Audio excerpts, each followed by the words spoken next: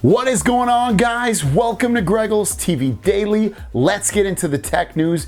We have one story today and a bunch of questions towards the end of this video. With that said, let's jump into our story of the day. It's about the Galaxy Z Fold 3 and what is going on with a warranty issue that people are having, or questions they have about with the screen protectors that are on the inside display. There's a screen, if you didn't know that, there's like a film screen protector on the inside of this, on top of this big display, and there's also on the outside, and that's on this smaller display. So you might have heard rumors of, oh, if you take it off on the front or on the inside display, it's going to void your warranty. And then you've heard people that say it won't void your warranty, but it's tough to get a straight answer on if it will void it or not. And I will tell you, before we dive too deep into it, yes and no, it will void your warranty. With that said, let's get into the meat of these details. So,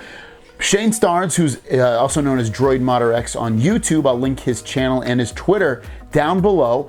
He had this tweet right here that says, according to Samsung, removing the inner screen protector will not void your warranty. However, if you damage your screen while doing so, the damage is not covered under the warranty. And he eventually, I DM'd him and he sent me back this screenshot that he had with Samsung support saying that he would like to use a different screen protector. And they said, in this case, I kindly advise you to take the unit to a walk-in center so that they can assist you with this so that the screen does not get any damage. And he says, okay, I'm asking about the warranty. If I remove the screen protector, will it void the warranty? And they said, that's a great question, Shane. The protecting film is adapted to protect the screen of the unit. If the removal of the film damages the screen of the device, this will void the warranty. If you need more details, please contact our Galaxy Z Premier and you get the phone number right there. So when you break down to the nuts and bolts of this, can you remove the screen protector on the big display and obviously the front display as well? Yes, but if while doing so, if you're taking it off and you damage the display itself by removing it, then it's not covered under warranty, and that makes sense, right? So there you go with that, front display, big display. If you remove the screen protector, you are covered unless you damage it while you're taking it off, guys. With that said, let's jump into the Q&A and drop that beat.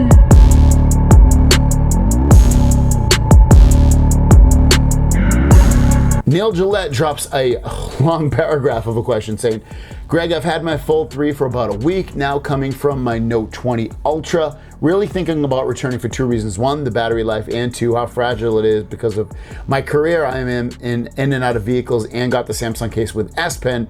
I feel like I have a light bulb in my pocket and one drop and she's broken. I got an absolute killer deal bundling everything, getting $850 for the Note 20 Ultra and an extra $100 thinking about returning and staying with the Note 20 Ultra. Love the design of the Z Fold, but by the end day, I'm about 20% where I have had it with my Note 20 Ultra. I could go 2 days without charge. If I had an office job, I would not have a problem or concern with keeping the Z Fold 3. Any feedback? Have been a Note owner since the Note 2. Thanks, man. You are a great asset to the tech community. Thanks so much for the question, Neil. I think, I would say the Z Fold 3 is definitely not built for everybody. If you have like a heavy duty job or like a job where like a construction person or something that is a plumber, maybe a plumber would be fine now, but a job where you can potentially really easily break your phone, I'd probably say don't get the Z Fold 3. You just said you're in and out of a car. If that's really all you're doing, then I think you'll be fine in terms of its durability. I wouldn't worry about it too much. The other part of it is the battery life. So with the battery life, I think a good alternative to, just while you're at work, if you don't need to have apps open all the time, a good portion of your battery life could be saved by going into power saving mode right here, turning that on and having things, so it basically would run one app at a time, and that would definitely prolong your battery life. And then when you get home, maybe turn that off and you can kind of use the phone that you would want, the way you'd want to use it. So that would be my suggestion. I would keep it just because I think it's such a cool device. but that's just my opinion. Marcus Lemo says, have you noticed a static sound coming from the Z Fold 3 at max volume? I've noticed it on mine as I compared it to the Z Fold 2. I haven't noticed that, but with that said, let me just play, I don't know, one of my videos here. I'm gonna go through 7 features that you should know how to use on your Galaxy Z Fold 3. Let's jump into it. The first one is multi-window or multitasking, as you might call it. You should have a bar. I haven't noticed it before, and I still don't notice it now. My suggestion would be are you getting it from the same song or same video you're playing? Is it from the same person that creates that video that's maybe has something going on with theirs? Try different videos, try different songs. If you still have that issue, take off your case. Maybe it's the case, jiggling something on there. Other than that, I can't imagine what it would be, and I haven't heard that issue. Keenan Jackson said, are you enjoying the Watch 4 Classic? Yes and no. I mean, I kind of enjoyed it the first day, and then I keep forgetting to charge it up and to use it. It's on the side of my bed. I got to put a watch charger over there. I haven't had a watch in so long, honestly, that I need to integrate it into my life. I need to purposefully make it into my life. So I haven't really been using it, so I don't, and I should be, because I want to make videos on it, but I just kind of haven't. Keenan Jackson says, with the VR case on and kickstand, does it sit flat on the table or does it wobble?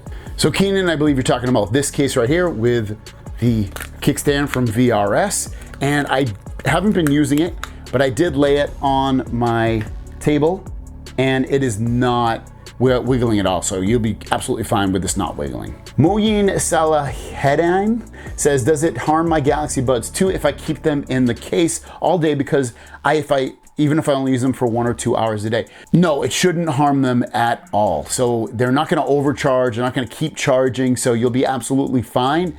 I wouldn't worry about that one bit. Digital Death says, I agree, I would love a bigger front display and silo for the S Pen. What if the Note 20 Ultra got turned into the Z Fold 4 Ultra? Do you think people would buy a foldable that big? I think I sure would.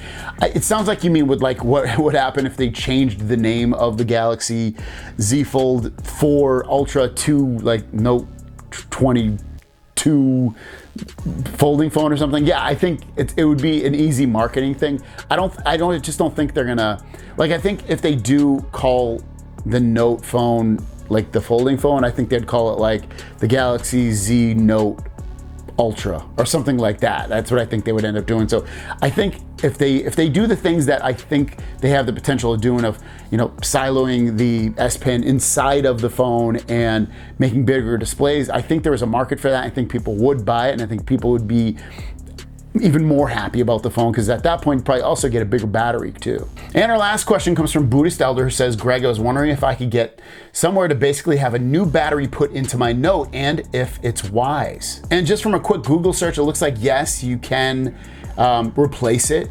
You can buy batteries on eBay. I looked real quick. They have batteries on eBay. They're like 20 bucks. They look like they're internal batteries. And then on the iFixit website, there's a guide of how to actually perform this with tools that you can buy. So yeah, I mean, if you're really interested in doing it, I personally wouldn't do it. I would just buy a new phone. But if you're okay with physically doing it, it looks like you could do it, or you could probably still find someone online that will do it for you as well. Thanks for watching, guys. Thanks for the questions. Your question of the day is, what kind of screen on time are you getting with your particular phone? Put it in the comments down below and put what phone you're using. The other part of this, if you have questions for tomorrow's video, in this video down below, put the word question, leave your question down below, and I will answer it tomorrow. Have a great day, and we'll see you down the road.